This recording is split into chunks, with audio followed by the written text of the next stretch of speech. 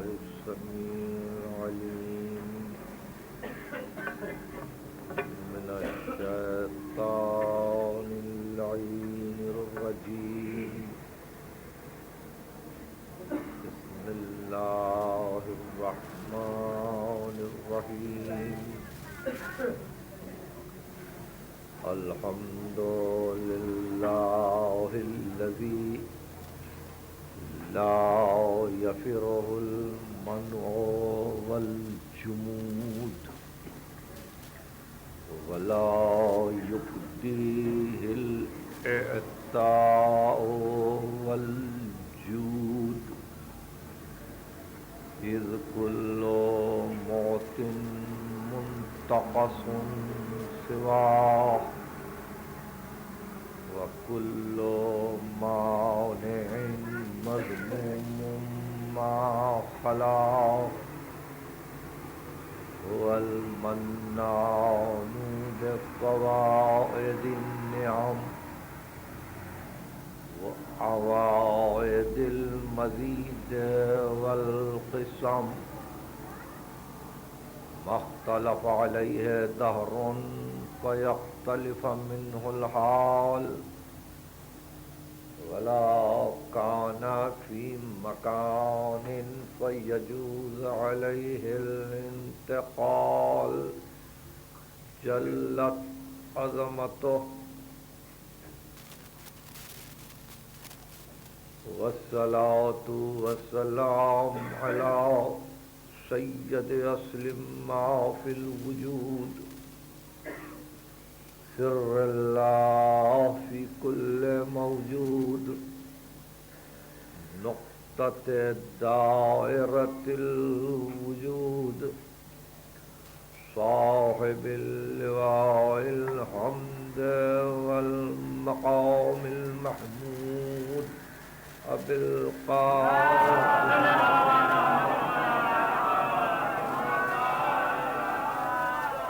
أهل بيته الطيبين الطاهرين المعصومين المظلومين، الذين أذهب الله عنهم الرجس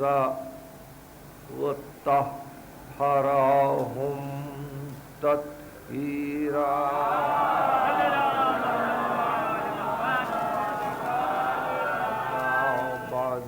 فقد قال الله سبحانه وتعالى: إن نكثوا أيمانهم من بعد عهدهم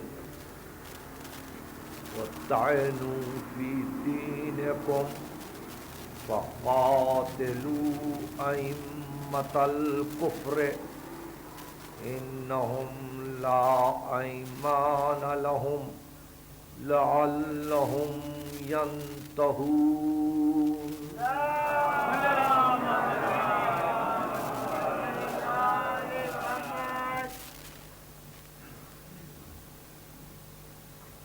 سورہ برات کی تفسیر کے سلسلے میں چوتھی تقریر آپ سماعت فرما رہے ہیں. میں آپ کی زحمتوں کو دیکھ رہا ہوں اور یہ بھی جانتا ہوں کہ ادائے فرض کی سختی کسی کی محبت کی وجہ لذت سے بدل جاتی ہے، اور انسان سوچنے سمجھنے اور غور کرنے میں ایک لذت تعقل محسوس کرتے ہیں. ہم اسی لذت عقلانی کے جویاں ہیں. ہم یہ چاہتے ہیں کہ ایک عقلی لذت میسر، جو حواس سے بلند،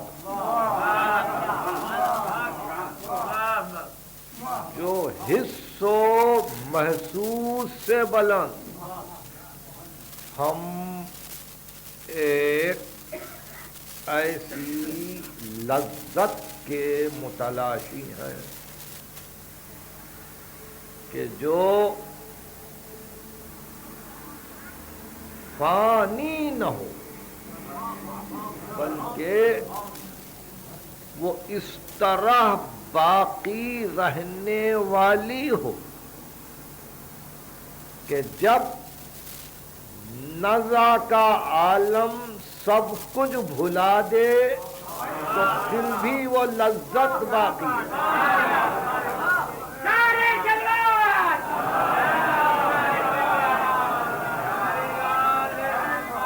اسی لیے عرض کر رہا تھا کہ انسان جس کسی سے محبت رکھتا ہے اس کا ذکر زیادہ کرتا ہے۔ اب ظاہر ہے کہ دنیا ہماری زندگی کو دیکھتے دیکھتے سمجھ گئی ہے کہ ہم کس سے محبت کرتے ہیں، اس لیے کہ ہماری محفلوں میں، ہماری مجلسوں میں، ان نشستوں میں اٹھتے بیٹھتے چلتے پھرتے ایک ہی طرح کا ذکر ہوتا ہے، بات کہیں سے چھڑے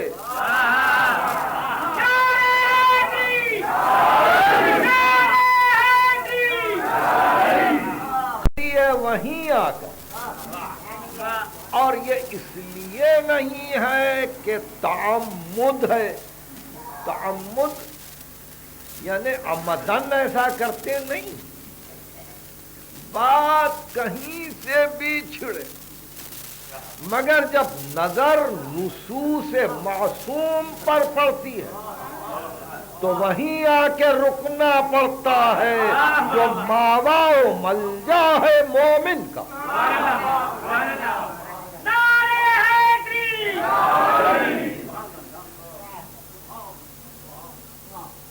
میں سورہ برات کی آیتوں کی تفسیر کر رہا ہوں، جیسا میں نے کہا کہ سلسلے سے میں ان آیتوں کو لوں گا کہ جن آیتوں سے ہم تفسیر کا حق بھی ادا کر سکیں، آپ کے معلومات میں بھی،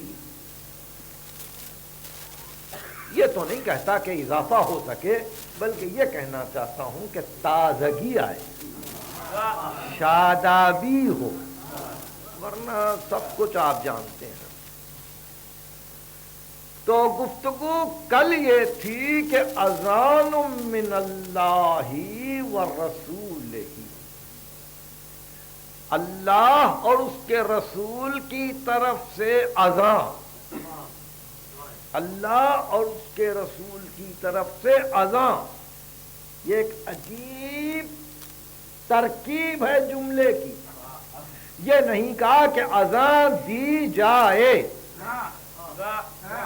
یہ نہیں کہا کہ اللہ اور اس کے رسول کی طرف سے اعلان کیا جائے،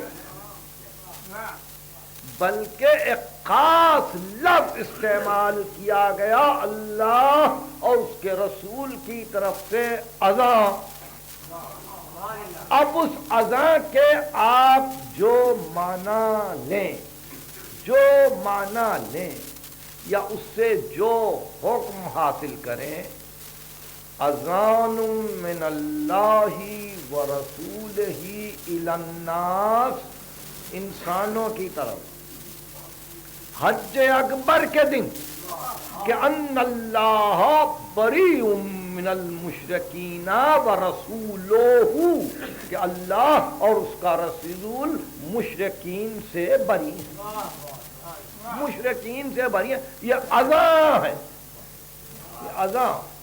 کل گفتگو یہ تھی اور آخری جملے تقریر کے یہ تھے کہ پہلے تو مفسرین نے کہا کہ وہ مؤذن ہے، کسی کی طرف اشارہ کر کے کہا وہ مؤذن ہے. اس نے اپنے خطبے میں کہا انا المؤذن فی الدنیا والآخرہ، میں دنیا اور آخرت میں مؤذن ہوں. اور آخری جملہ میری تقریر کا یہ تھا کہ جب سید الساجدین کی خدمت میں یہ عرض کیا گیا کہ فرزند رسول آپ کے جد نے اپنے آپ کو مؤذن کہا ہے تو ارشاد فرمایا هو الاذان.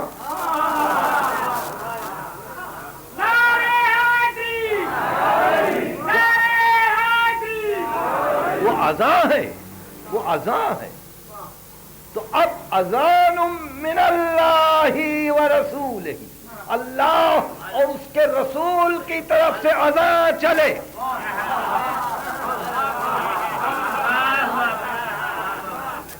اب آپ نے دیکھا اذان اب گویا اس میں صفت قرار پایا، تعارف کی ایک صورت قرار پائی کہ سراپا اذان بن کے آ رہا ہے.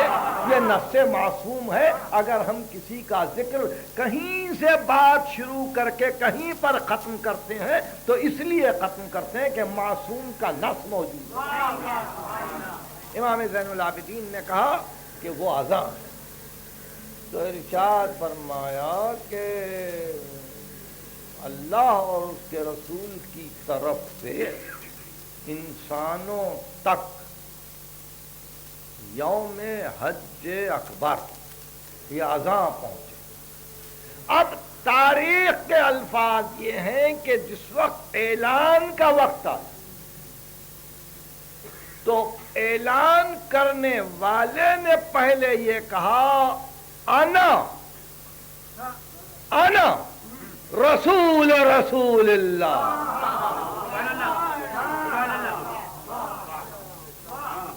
میں اللہ کے رسول کا رسول ہوں. اب اذان کی اہمیت سمجھ میں آئی ہے. میں اللہ کے رسول کا رسول ہوں الیکم، تمہاری طرف. تو دعوت ذوالعشیرہ میں رسول نے کہا تھا انی رسول اللہ الیکم، میں تمہاری طرف اللہ کا رسول. برات لے کے جانے والا کہہ رہا ہے ذمہ داریوں کو سمجھ کر کہ میں رسول کا رسول ہوں. تو آپ یہ نہ سمجھیں کہ ہم نے غلو کیا ہے. رسالت کے ہم قائل نہیں ہیں مگر اس حد تک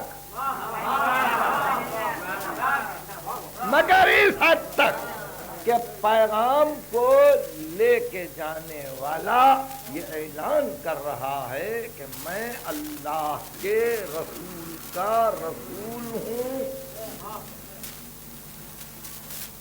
اور اس کے بعد ارشاد ہوا کہ اللہ اور اس کا رسول مشرکین سے بری ہے، مشرکین کی ذمہ داری کو قبول کرنے کے لیے تیار نہیں. اگر ان پر عذاب آئے، اگر وہ تباہی کی منزل پر آئے تو پھر رسول سے گلا نہ ہو. اور ہم عہد توڑ رہے ہیں، اس لیے اگر ہم قتال کا حکم دیں، لڑائی کا حکم دیں تو کوئی یہ نہ کہے کہ ہم سے تو معاہدہ تھا. اس لیے کہ عہد کو وہ توڑیں گے. تم اعلان کر دو کہ 4 مہینے تک تو اجازت ہے. تاریخی پہلو بھی ذہن میں رہے کہ طواف کے دوران ایک عادت یہ تھی کہ کچھ لوگ یہ سمجھتے تھے کہ جس لباس سے طواف کیا جاتا ہے، جس لباس کو پہن کر، اس کو فوراً صدقہ کر دینا چاہیے اور راہ خدا میں دے دینا چاہیے. یعنی اس لباس سے وہ خانہ کعبہ سے باہر بھی نہیں آتے تھے. اس لیے عموماً طواف کرنے والے 2 پیرہن یا 2 زیر جامے یا 2 لباس ساتھ لے جاتے تھے کہ ایک نکال کے پھینک دے اور ایک فوراً پہنے. مگر جو انتہائی غریب ہوتے تھے وہ دے نہیں سکتے تھے پیراہن یا اپنا زیر جامہ، تو اس لیے وہ عریاں طواف کرتے تھے تاکہ عریاں طواف کرنے کے بعد وہ جا کے اپنا لباس پہن لیں. تو خانہ کعبہ میں یہ پرانی رسم تھی کہ جو لوگ اپنے لباس کو اللہ کی راہ میں نہ دے سکیں وہ عریاں طواف کریں، مرد ہو تو عورت ہو تو. فتح مکہ کے موقع پر بھی رسول نے منع نہیں کیا،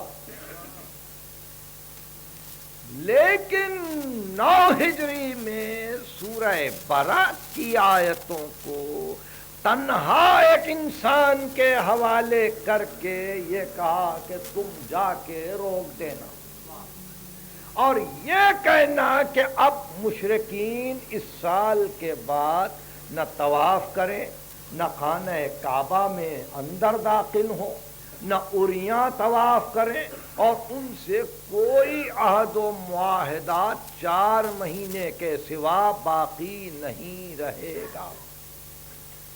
اس اعلان کے لیے تیار کرنے کی ضرورت نہ تھی، صرف آیتوں کا دے دینا کافی تھا.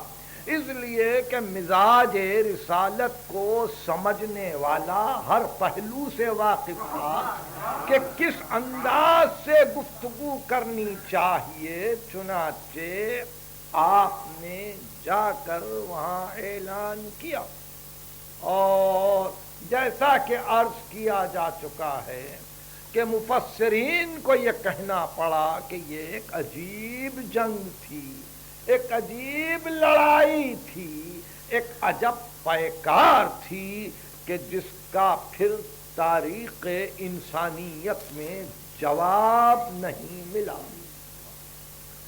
اس موقع پر ایک لفظ جو کچھ تھوڑا سا کھٹک رہا ہے اس کو حل کریں، اور جس آیت کی میں نے تلاوت کی ہے وہاں تک پہنچنے کی کوشش کریں. یہاں ایک لفظ یہ کھٹکتا ہے کہ اللہ اور اس کا رسول بری ہے مشرکین سے. مشرکین سے مشرک کی تعریف کیا ہے؟ مشرک کی تعریف کیا ہے؟ جب کیا تھی، اب کیا ہے؟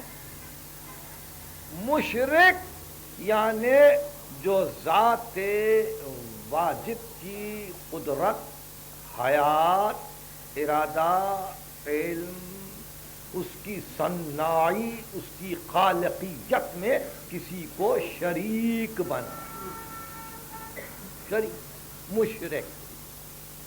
اور یہ شرک واضح طور پر یوں آیا کہ پیدا کرنے والے 2، 4، 10 ہیں، اس لیے اس کو شرک فی الخلق کہا گیا.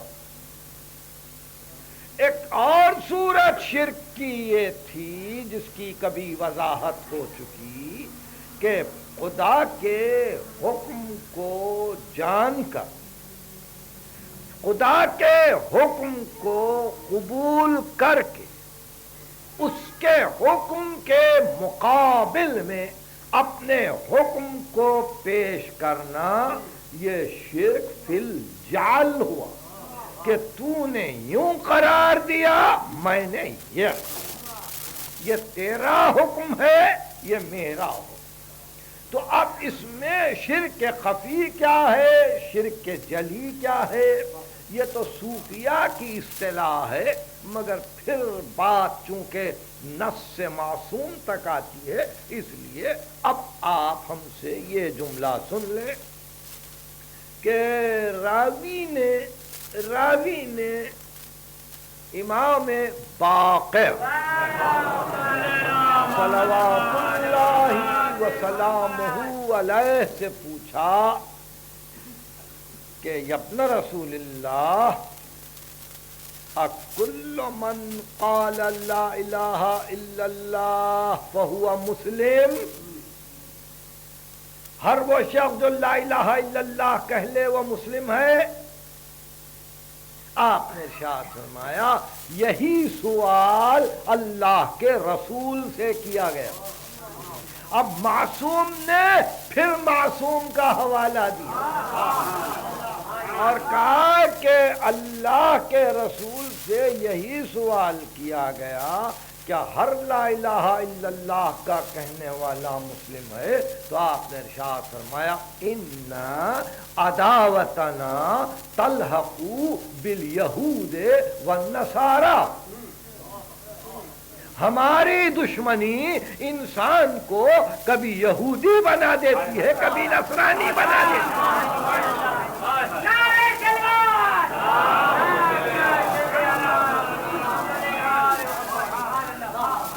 دیکھیں سوال یہ ہے کہ کیا لا الہ الا اللہ کا کہنے والا مسلم ہے؟ آپ نے ارشاد فرمایا ان عداوتنا تلحق بالیہود والنصارى، ہماری دشمنی ملحق کر دیتی ہے یہودیت اور نصرانیت۔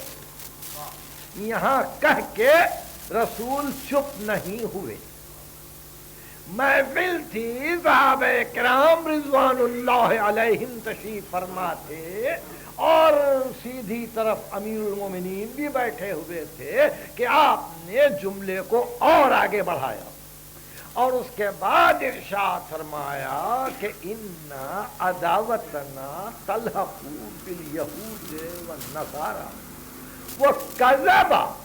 وہ کذب من زعم انہ یحبنی ویبغض ھذا، اور جھوٹا ہے وہ جو مجھ کو دوست رکھ کے اس کو دشمن رکھے۔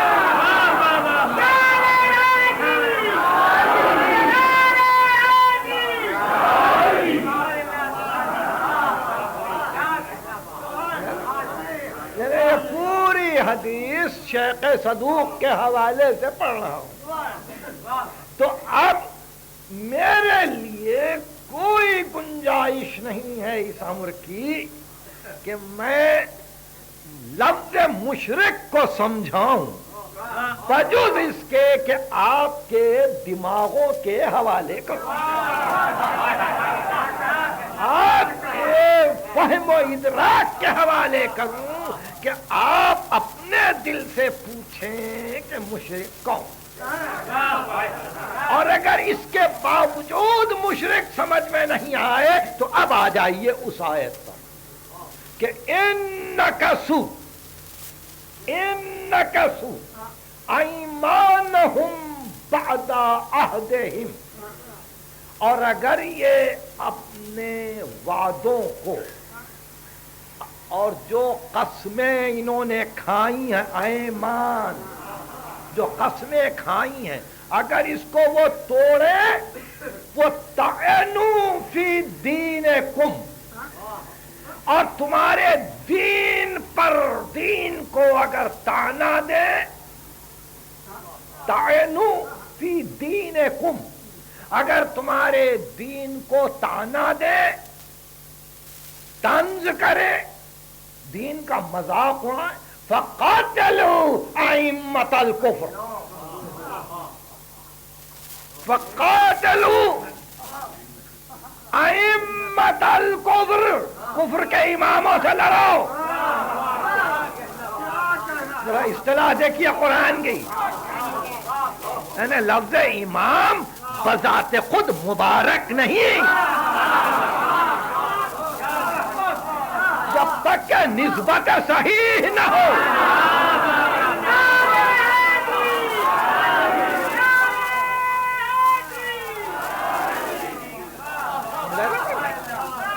یعنی ہر شخص کسی کو امام کہہ کے ناز نہ کرے، اس لیے کہ سورہ توبہ نے اس منزل پہ کہا کہ اگر اپنی کھائی ہوئی قسم سے وہ ہٹ جائیں یا اپنے عہد کو توڑ دے اور پھر یا تمہارے دین کو تانا دیں.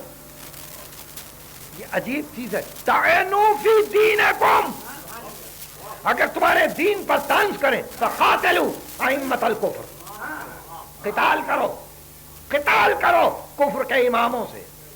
یہ قرآن پڑھ رہا ہوں، کوئی روایت نہیں ہے، روایت نہیں ہے. سورہ توبہ کی آیتیں ہیں، وہی سورہ حافرہ، وہی سورہ مسیرہ، ہل چلانے والا، کھودنے والا، اکھاڑنے والا، پرانی بنیادوں کو ایک مرتبہ ہلا کر پھر یہ بتلانے والا کہ حق کیا ہے اور باطل کیا ہے، وہ سورہ کہ جہاں ارشاد فرمایا کہ فقاتلوا ائمۃ الکفر، لڑو کفر کے ائمہ سے، ائمہ سے.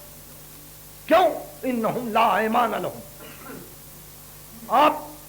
اب ان کی قسم کی کوئی قدر نہیں ہے، ان کے وعدوں کا کوئی لحاظ نہیں ہے. لعلہم ینتہون، یہاں تک لڑو کہ وہ باز آ جائیں.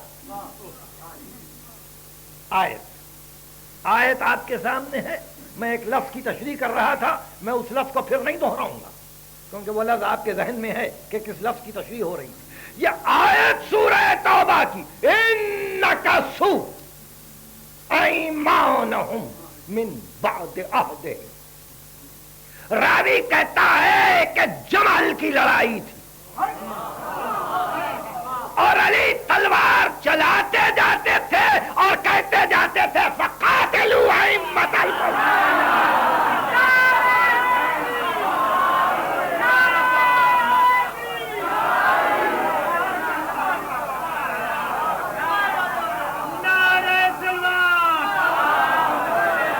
جمل، صفین نہیں، جمل، جمل کی لڑائی تھی. اور علی آیت کی تلاوت کر رہے تھے کہ نکثوا ایمانہم بعد عہدہم وطعنوا فی دینکم فقاتلوا ائمۃ الکفر انہم لا ایمان لہم. ان نکثوا، یہ ناکسین ہے. تین گروہ ہے نا، ناکسین، مارقین، قاسطین. اور یہ حدیث رسول ہے کہ تین گروہوں سے لڑنا پڑے گا. تو ناکسین کی اصطلاح قرآن نے اس کی توثیق کر دی سورہ توبہ اور کہا ان نکثوا، اگر یہ توڑ دے پھر جاؤ بیعت کر کے ہٹ جاؤ، بیعت کو توڑ دیں تو ان کی قسم کا اعتبار نہیں ہے. لڑو لڑو. تو آپ نے دیکھا کہ اس منزل پر جا کر عمل امام نے ایک گواہی دے دی کہ آیت کی تفسیر کیا ہے. اب عجیب بات یہ ہے کہ سورہ توبہ میں ائمۃ الکفر کہا گیا،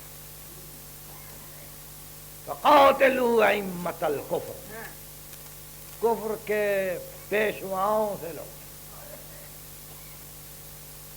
تو اب ظاہر ہے کہ ایک آیت اور آپ کو قرآن میں کہیں ملے گی، یوم ندعو کل اناس بامامہم. ایک دن آئے گا جب کہ انسان سب بلائے جائیں گے اپنے اپنے امام کے ساتھ، اپنے اپنے امام کے ساتھ. تو وہاں وہ بھی ہوں گے کہ یہدون الی الجنہ ویدعون الی النار. تو اس طرح سے امامت ایک سرداری ہے کہ جب تک اس کے ساتھ نص نہ ہو، حکم نہ ہو، اذن نہ ہو، جب تک وہ معزون نہ ہو، حق پر نہیں ہے۔ اور جہاں اذن نہیں، نص نہیں، حق نہیں، جب تک وہ معزون نہیں، وہ امامت قابل قبول نہیں۔ ان امور کو پیش نظر رکھنے کے بعد سورہ توبہ نے ایک مرتبہ 9 ہجری میں اعلان کیا، قاتلو ائمۃ الکفر۔ لو، اس کے بعد کوئی جنگ نہیں ہوئی، اس کے بعد کوئی جنگ نہیں ہوئی۔ 10 ہجری حجۃ الوداع، 11 ہجری رسول کی جدائی۔ آیت پر عمل کرنے کا موقع کہاں تھا؟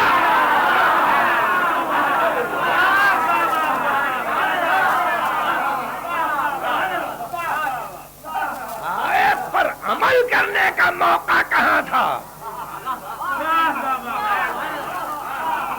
سورہ برات آپ نے 9 ہجری نہیں، 9 ہجری ذی الحجہ کی 10ویں تاریخ، اس کے بعد 10واں سن شروع ہو رہا ہے۔ سورہ برات کے نزول کے بعد کوئی لڑائی نہیں ہوئی جہاں رسول فوج لے کے جائیں، مگر حکم محکم کہ لڑو، کفر کے اماموں سے لڑو۔ اب اس حکم پر عمل کر کے کوئی یہ ثابت کرے کہ اگر میں 24 برس تک خاموش بھی رہوں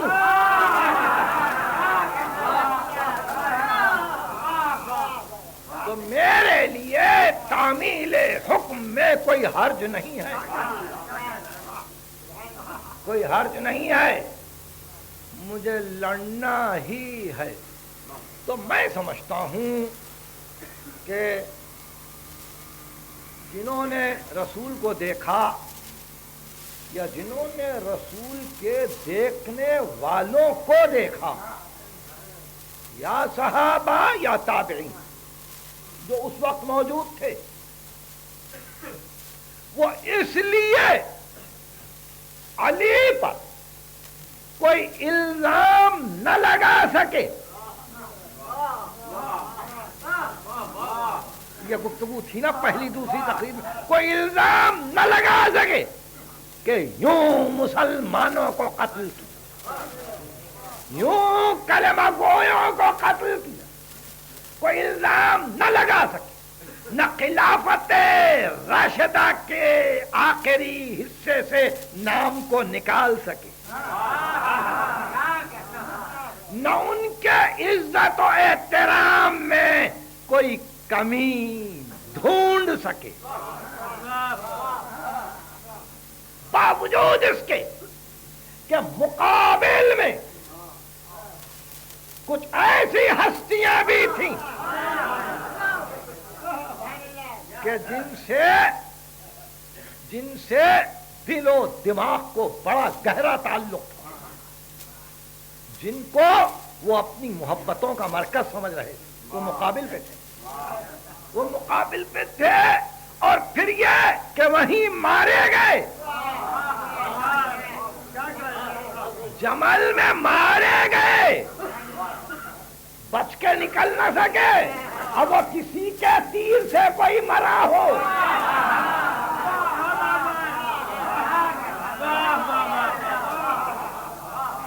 قاتلوا ائمۃ الکفر، اس کے باوجود کسی کی یہ مجال نہیں ہوئی آج تک بھی کہ مولا کائنات کا ذکر کر کے اس طرف رخ کریں، اس میدان کی طرف، اور کہیں کہ یہ کسر رہ گئی، یہ غلطی کی نہیں، یہ کہیں گے کہ قلعہ کیپٹل کو بدل دیا، دارالخلافہ کو بدل دیا، یہ کمی تھی، امال میں تبدیلی کر دی، یہ غلطی کی، بڑی شدت اختیار کی امر بالمعروف میں، یہ سیاسی غلطی کی۔ سیاسی غلطیوں کو گنوانے والوں نے یہ سب غلطیوں کو گنوایا، مگر کسی نے یہ نہیں کہا کہ جمل میں گئے، اتنوں سے لڑے، اتنوں کو قتل کیا، صفین میں اتنے قتل ہوئے، نہروان میں تو صرف 9 بچے،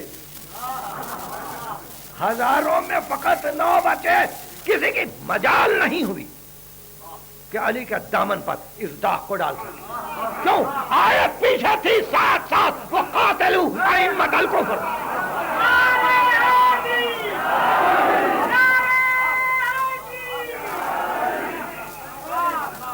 لڑو ان سے، لڑو۔ تو آپ نے دیکھا وقت کے گزرنے سے، وقت کے گزرنے سے کوئی حرج نہیں ہوتا، کوئی توقیف کی صورت نہیں پیدا ہوتی کہ وقفہ ہوا، نہیں نہیں، حکم معصوم کو ملا تو معصوم ہی عمل کرے، کوئی اور نہیں کہہ سکتا کہ ہم نے اس آیت پہ عمل کیا ہے، کوئی اور نہیں کہہ سکتا کہ ہم نے اس آیت پہ عمل کیا ہے، اس لیے کہ اس وقت ائمہ کو بتانا پڑے گا۔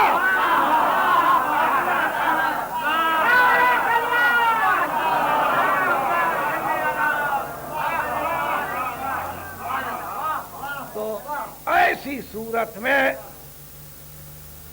ان کے دامن پر آج کے مفکرین سیاسی کمزوریوں کے داغ ڈالنے کی جو کوشش کر رہے ہیں، اس میں سب کچھ صحیح، مگر جمل و نہروان و صفین کا تذکرہ نہیں، اور اگر تذکرہ آئے تو صرف اس جملے کے ساتھ ختم ہو جائے کہ کسی نے اجتہادی غلطی کی، کسی کی طرف سے قطع اجتہادی ہو گئی، اب اس کو جانے دو، اب اس کو جانے دو۔ تو ظاہر ہے کہ ہم بھی اس تذکرے کو بار بار نہیں چھیڑیں گے۔ آیت کا تقاضا یہ تھا کہ اس آیت کا صرف کہاں ہوا، تو میں چونکہ تفسیر بیان کر رہا ہوں اس لیے سورہ توبہ کی اس آیت کو علی نے جمل میں پڑھا،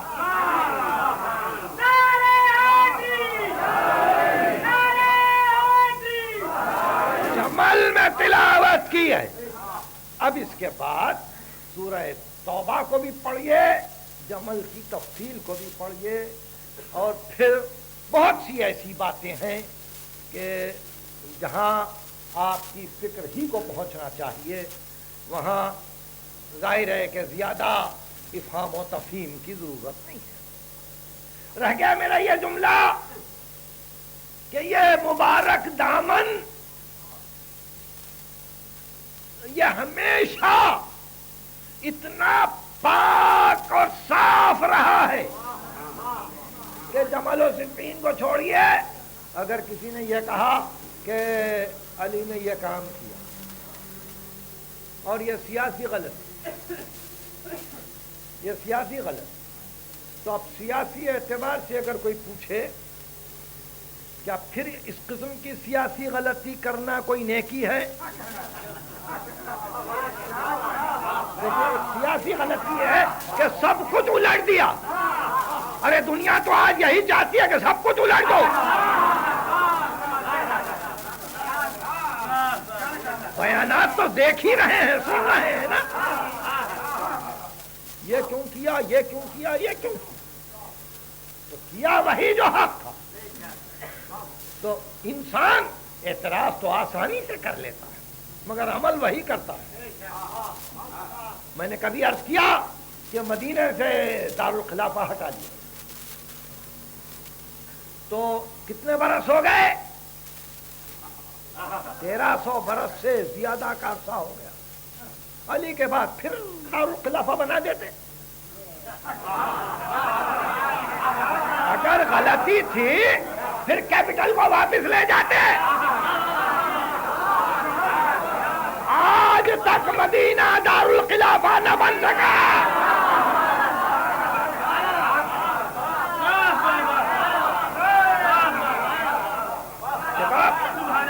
جو عمل کیا وہ محکم. اعتراض تھا کہ دارالخلافہ ہٹا لیا تو بھائی جیسے انتقال ہوا کوفے میں سے واپس لاتے. واپس لاتے نہیں، وہاں سے تو کیپٹل شام گیا، وہاں سے کیپٹل بغداد آیا، وہاں سے کیپٹل خراسان گیا، پھر بغداد آیا، مختلف مقامات پہ گیا. اور آج اگرچہ حکومت مدینے میں ایک موجود ہے مگر اس حکومت نے بھی مدینے کو دارالخلافہ نہیں بنا. عجیب بات. انہیں نگاہ علی کی دوربینی دیکھی ہے کہ قیامت تک دیکھنا.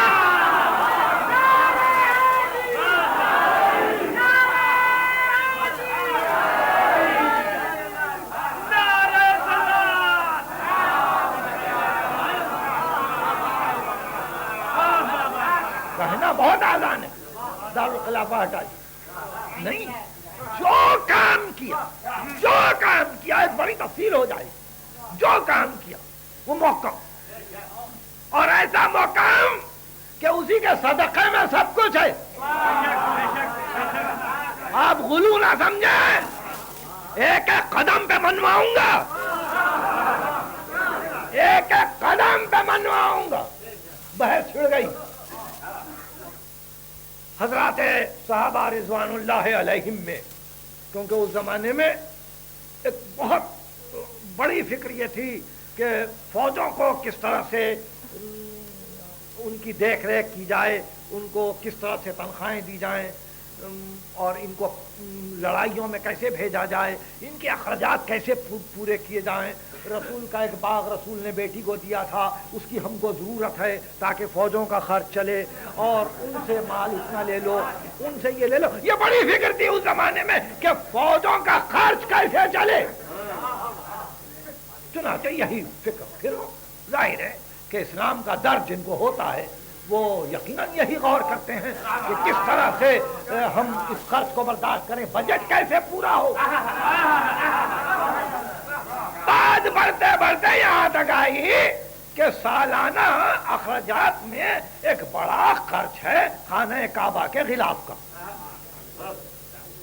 اس لیے کہ مخمل ہو، حریر ہو، دیبا ہو، ریشم ہو، اور اس میں مختلف ایسے کام کیے جائیں، کام کرنے والے اس پہ نقش و نگار لکھیں، کلمہ لکھیں، جو بھی لکھیں، بڑا خرچ ہو رہا. تو ظاہر ہے کہ حضرت عمر رضی اللہ عنہ نے صحابہ سے کہا کہ کیا کریں، اب یہ خرچ کو کم کر دیں، اس خرچ کو کم کر دیں. اللہ کے گھر کو غلاف کی کیا ضرورت ہے؟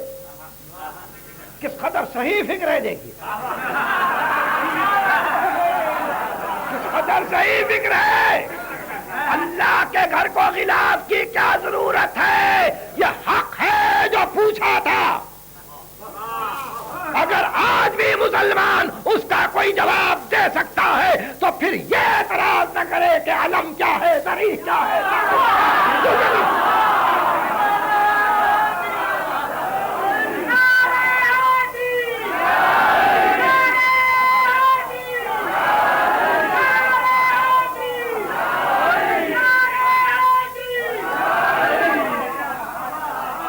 اللہ کے گھر کو غلاف کی کیا ضرورت ہے؟ اس کے لیے جو لفظ ہے فقہ میں کسوت، کاف سین واو تے، کسوت خانہ کعبہ کو ختم کیا جائے تاکہ یہ خرچ بھی ہم بیت المال میں جمع کروا دیں. اور اس کے لیے جو لفظ ہے فقہ میں کسوت، کاف سین واو تے، کسوت خانہ کعبہ کو ختم کیا جائے تاکہ یہ خرچ بھی ہم بیت المال میں جمع کروا دیں اور فوجوں کا خرچ پورا سب ہونے کا درست ہے اس لیے کہ لامکان ہے اس کو یہ رسم و راہ کی کیا ضرورت ہے یہ رسم و راہ کی کیا ضرورت ہے اس کو یہ لباس اور غلاف کی کیا ضرورت ہے طواف کرنے والے تو دیواروں کا طواف کریں گے مگر مسئلہ کچھ آسان نہ تھا تو دیکھیے جو بھی آپ کہیں مگر دنیا واقعی جانتی تھی مقام علی کو اور وہ خود کہتے تھے جب کوئی مشکل درپیش ہو تو نگاہیں علی کو ڈھونڈتی ہیں کہا علی کہاں ہے ابو الحسن کہاں ہے زحمت دی جائے تشریف فرماؤ کیا مسئلہ ہے کہ کسوت کعبہ کو ہٹا دے کہ کیوں کیا بات تو دیکھیے جواب بات یہ ہے کہ قرآن میں اس کا ذکر نہیں دیکھیے کتنے امور پہ مشتمل ہے یہ بحث قرآن میں خانہ کعبہ کے خلاف کا ذکر نہیں ہے تو علی نے کہا رسول نے منع کیا ہوتا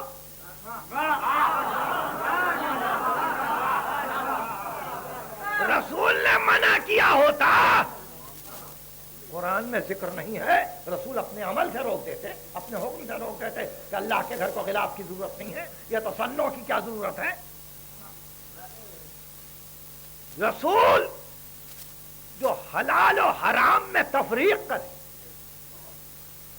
جو مستحب و مکروہ کو منوائے جو جائز و ناجائز کی تقسیم کرے جو قیامت تک کے لیے اشیاء کے نیک و بد کو بتلائے جو ایک ایک بری رسم کو بتلائے اور اس کو دفع کرنے کی کوشش کرے اگر وہ چاہتا تو اپنے حالت حیات میں کسوت خانہ کعبہ کو روک دیتا مگر رسول نے نہیں کیا اور نہ خدا نے کوئی حکم دیا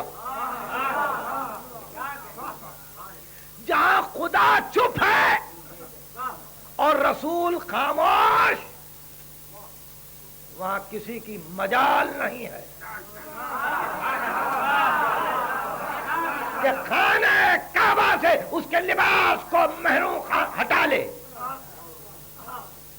آج جو کسوت آپ دیکھ رہے ہیں نا یہ علی کی وجہ سے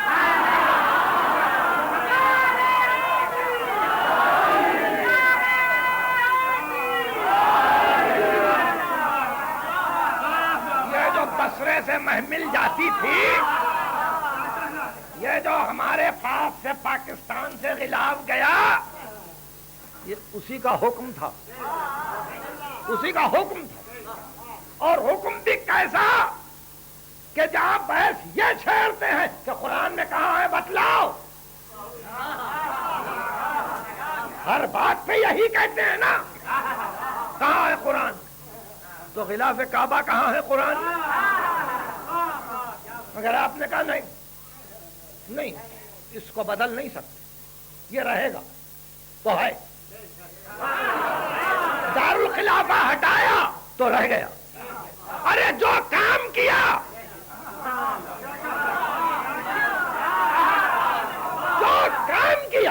جہاں حکم دیا وہی ہے کن کن مسائل پہ گفتگو کی جائے کن مسائل پہ گفتگو کی اور جس کے متعلق جو رائے دے دی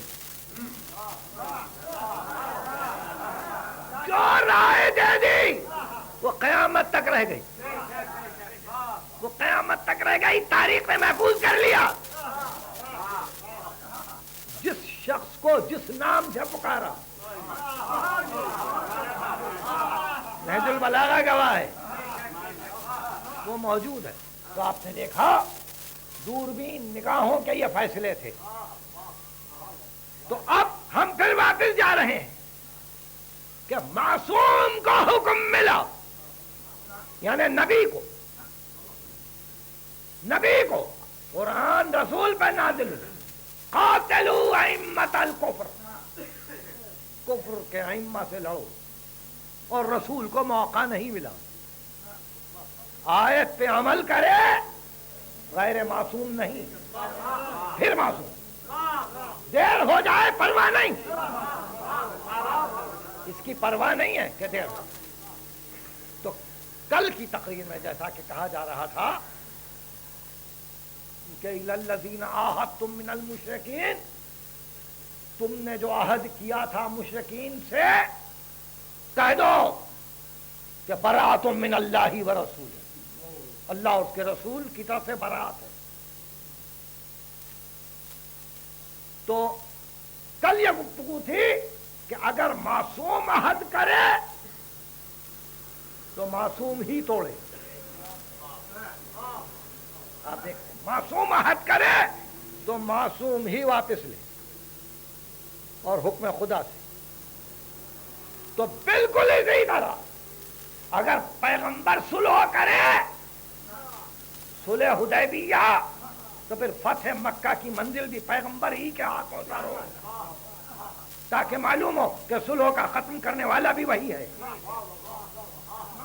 بالکل اسی طرح کوئی حیرانی کی بات نہیں اگر صلح حسن اور کربلا میں 20 برس لگ گئے،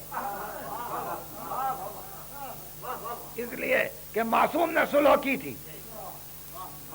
معصوم ہی شرائط کے ٹوٹنے پر اعلان جنگ کرے گا، کسی اور کو حق نہیں ہے، کسی اور کو حق نہیں ہے۔ حسین ہی اعلان کر سکتے ہیں جنگ، کربلا بجز حسین کے کسی اور کا حق نہیں ہے۔ یہ وہ منزل ہے کہ جہاں کبھی کبھی نگاہ رک جاتی ہے قرآن مجید کی آیتیں پڑھتے ہوئے ان مقامات کہ جہاں معصوم آیتوں کو صرف کرتا، سورہ توبہ کی آیتوں کا صرف علی نے کیا جمل میں، زہرا نے کیا خطبہ فدق میں، حسین ابن علی نے کیا واقعہ کربلا میں، عابد بیمار نے کیا مدینے میں۔ یعنی یہ 127 یا 129 آیتوں کا سورہ مطمع نظر بنا رہا ائمہ کی۔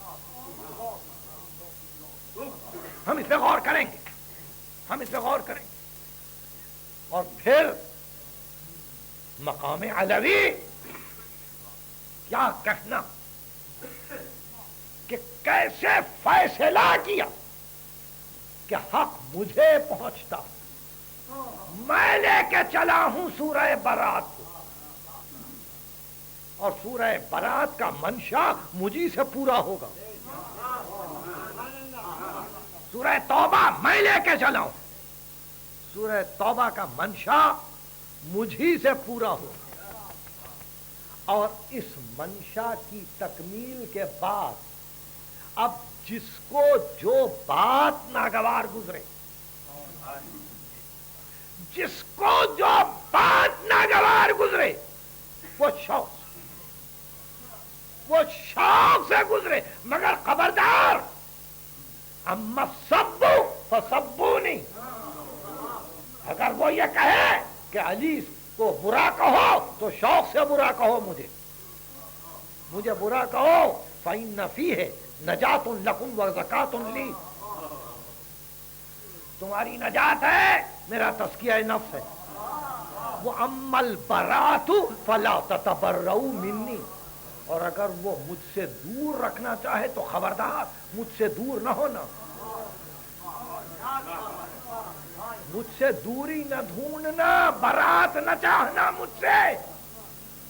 دیکھیے برات کی تعریف کیوں، فإنی ولدت علی الفطرہ وسابقت الی الاسلام والہجرہ، میں فطرت سے پیدا ہوا ہوں، میری ولادت فطرت پر ہے، فطرت اسلام ہے، میں نے سبقت کیا اسلام و ہجرت کی طرف، اس لیے خبردار مجھ سے برات نہ چاہ۔ علی کا یہ ناز، علی کا یہ ناز کہ میں فطرت پر۔ ایک روایت ہے صفین میں عمار یاسر شہید ہوئے، عمار یاسر شہید ہوئے، دو آدمی آپس میں لڑ پڑے اور ایک نے دوسرے سے کہا اس کو میں نے قتل کیا، دوسرے نے اس سے کہا تم غلط کہتے ہو میں نے قتل کیا۔ حضرت عبداللہ ابن عمر رضی اللہ عنہ بولے یہ دونوں اس بات پہ لڑ رہے ہیں کہ پہلے جہنم میں کون جائے گا۔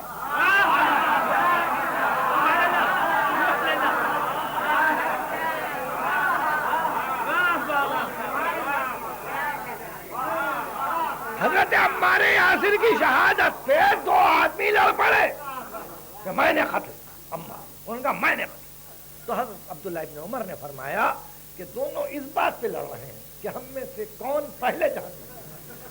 تو لوگوں نے کہا حضرت یہ آپ نے کہا اس لیے کہ یہ بھی بزرگ ہیں قتل کرنے والے، تو کہا جو کچھ صحیح، وہ ابو الیغزان، یہ کنیت ہے عمار یاسر کی، وہ کان ابو الیغزان علی الفطرہ، ابو لفظ فطرت، ابو الیغزان فطرت پر تھا، رسول نے 3 مرتبہ کہا ہے۔ جہاں غلام فطرت پر،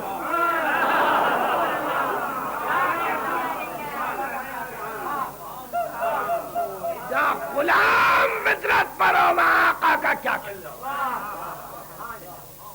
فطرت اولیہ، فطرت دین، فطرت اسلام، فطرت بندگی، فطرت حق پرستی، ابو الیغزان فطرت ہے، اس لیے قاتل جہنمی ہے۔